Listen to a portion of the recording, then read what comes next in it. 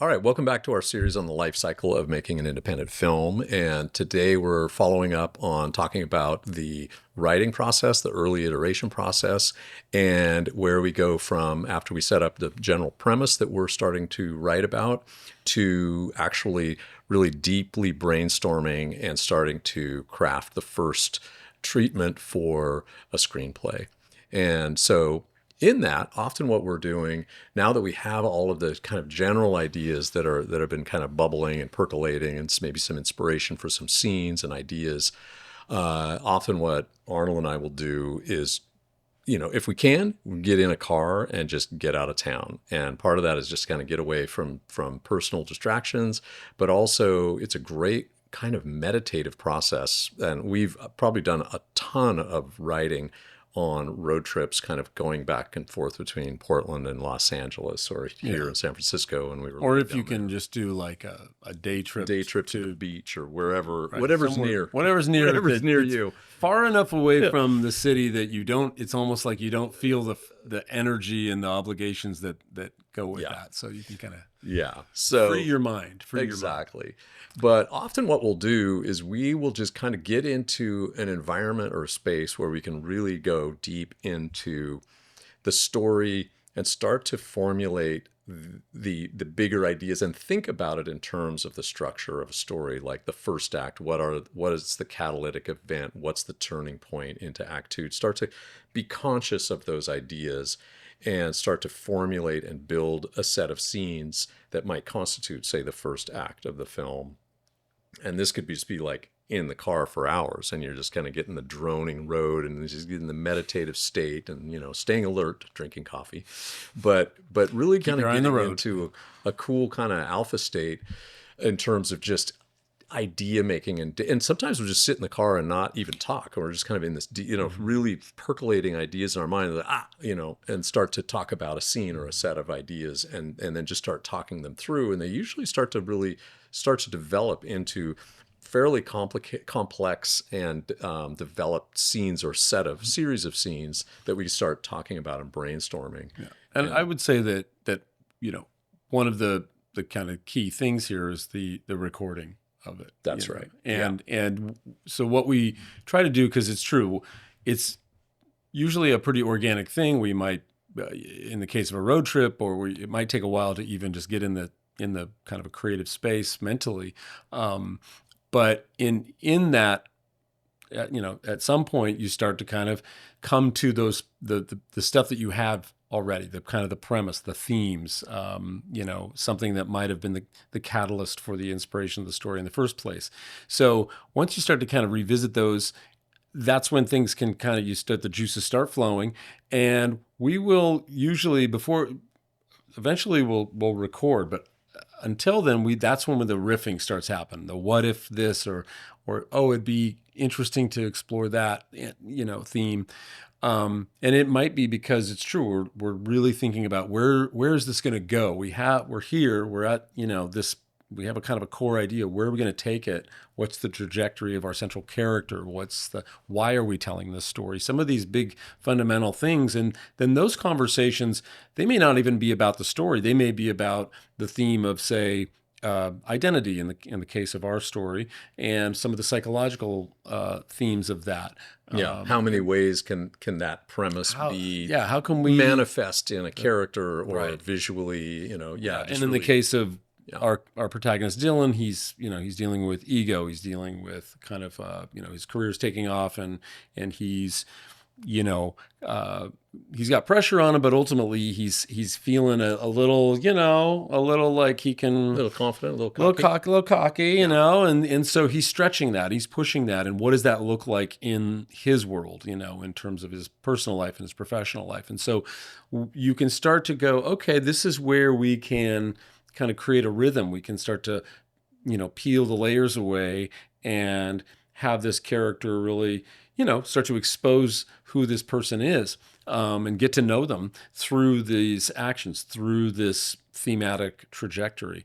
And usually what we'll do is we'll sort of, bounce these ideas around to come up with some like, we may go, okay, that's cool. Yeah. That's a bunch of stuff. Let's try to keep it concise and basically press play on the tape recorder. Yeah, Nowadays, your yeah. iPhone. And I would just kind of add to that, I would say that oftentimes what happens is a period of wrestling with ideas.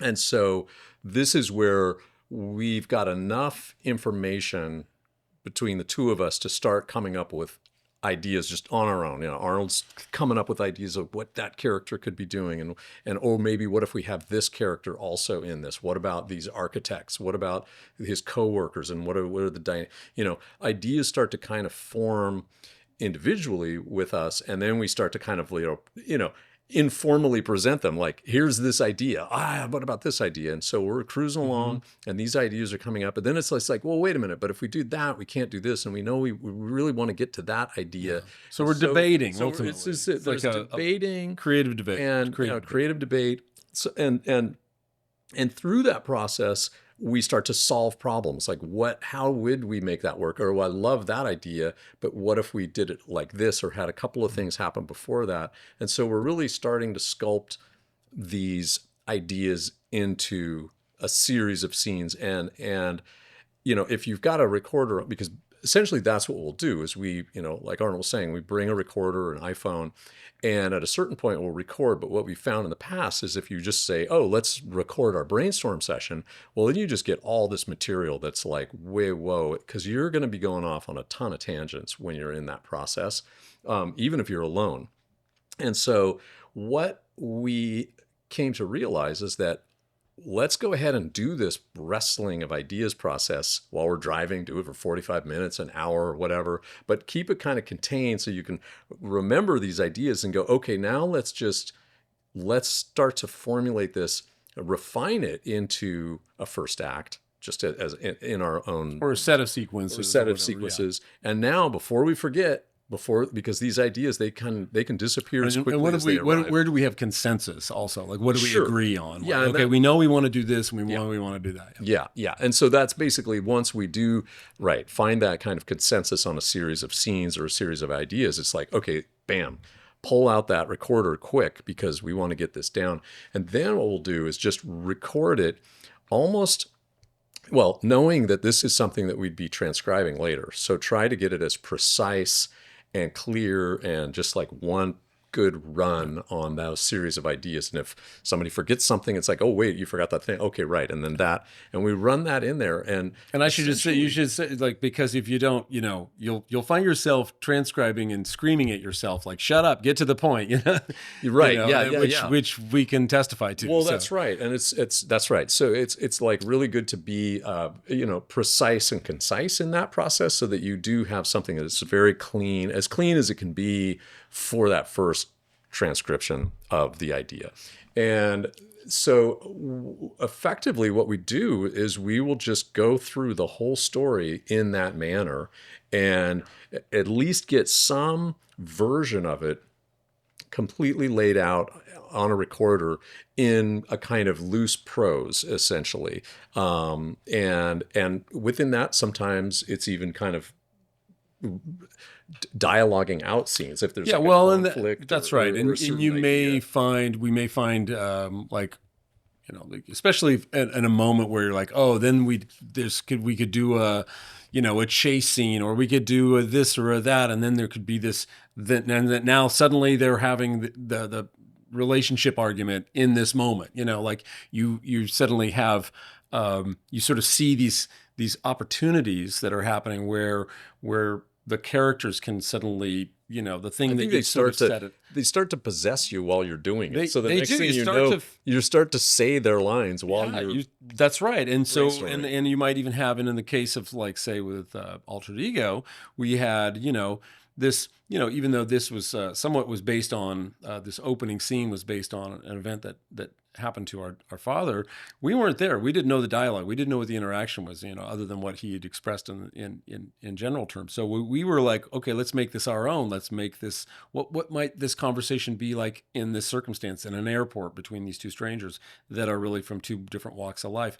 And it's there that you start to kind of, you think, okay, they're using slightly more contemporary vernacular, and there's maybe like, he's like, what do you think, you're all that, and so you start to kind of you might have ideas for dialogue and the way in which they're interacting, and that or that could be, he could say something and then that only makes it worse. And so you want to get those little nuggets too, because these things, they're gone as soon as if you don't get it down. It's like lyrics in a song or something. So or as Lynch would say, catch the fish. Catch the fish before he gets away.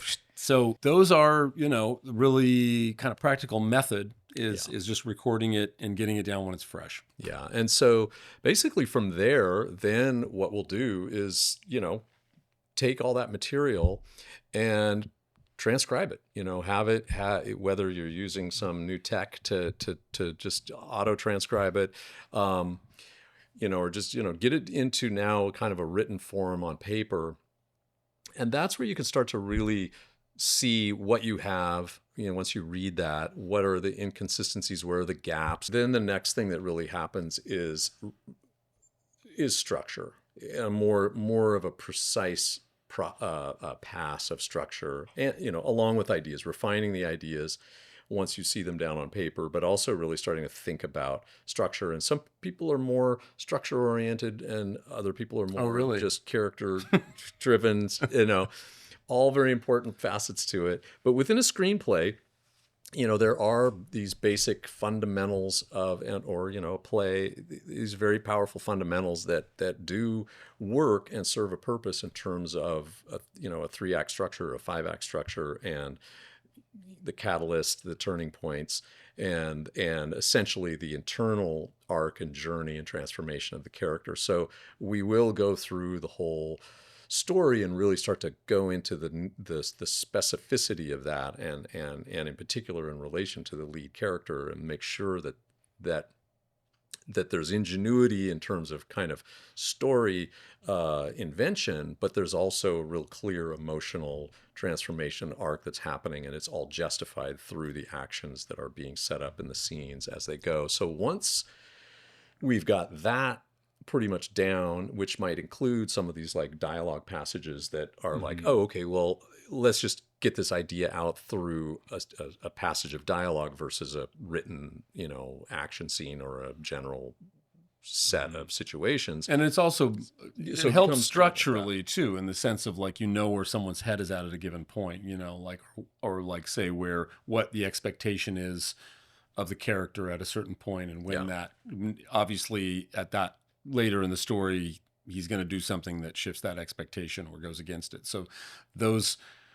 sometimes those just bits of dialogue can just be structural dialogue, which is what we also call that. Just like it's, again, this is going to change. This is going to be something more, fun to hear actors, speak.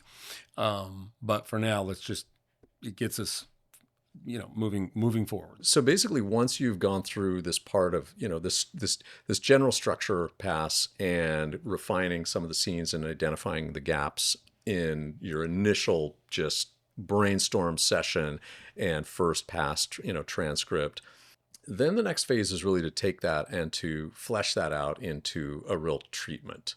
And the treatment itself, oftentimes a really great way to go about this from the very beginning is to write a very short synopsis and write the log line of the idea. Because if an idea can't be expressed in 1 or 2 sentences, it's often going to be really difficult to write it as a full screenplay.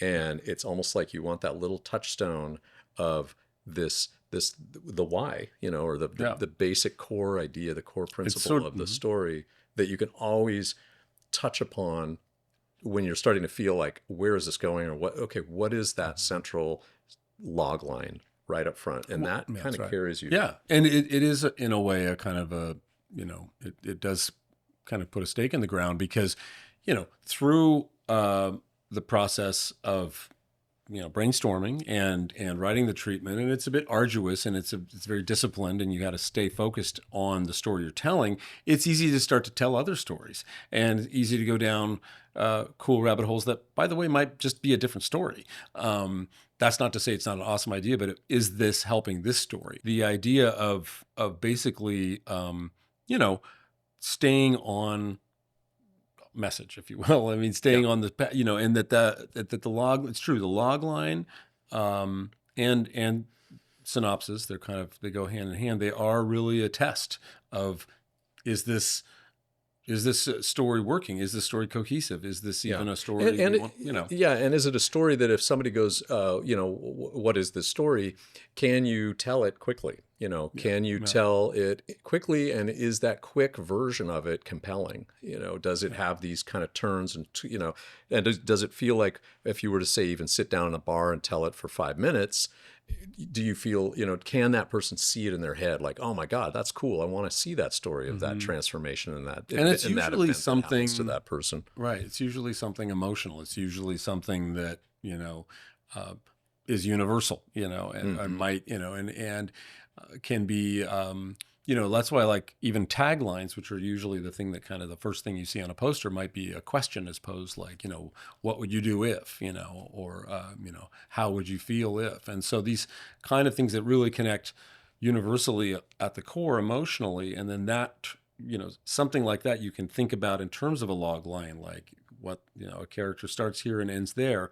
And, that ultimately is really why we're telling this bigger story. And it's that kernel, that, like you said, that touchstone that makes someone want to hear even the 5 minute version, That's right. and if they don't want to hear the 5 minute version, they're going to want to see the 90-minute version. Hmm. So those are, again, it's a Yeah. great test to the material, to kind of challenge yourself to go, okay, what is this in a nutshell? Yeah. And so that, in terms of just a technique and a process, once you're at that treatment stage is just seeing if you can write that out, one as a log line, and then two as even just like a 3-page outline, and then really go ahead and just start, you go really write out a general treatment of the entire movie in all 3 acts, in as detailed a way as you can in terms of just with all of the structural ideas in mind, that you've gone through analyzing the general premise that you've put together, and the transcriptions after your brainstorm session. That then becomes like the foundational piece for what will then be the first draft screenplay. It's also important to just allow yourself that, in the process of the treatment, to, you know, it can be beefy too. It's not like this is going to be presented yet to anyone. So, it's good to have it be, throw in those bits of dialogue, throw in the things that are, meaningful to you, as, and to the story. So now that we have the treatment in place, we have a pretty solid idea of where we're going with the story. The next step is to commit to writing the first draft of the screenplay. So check out this next video where we're going to go deep into how we write and craft the final screenplay for our feature film.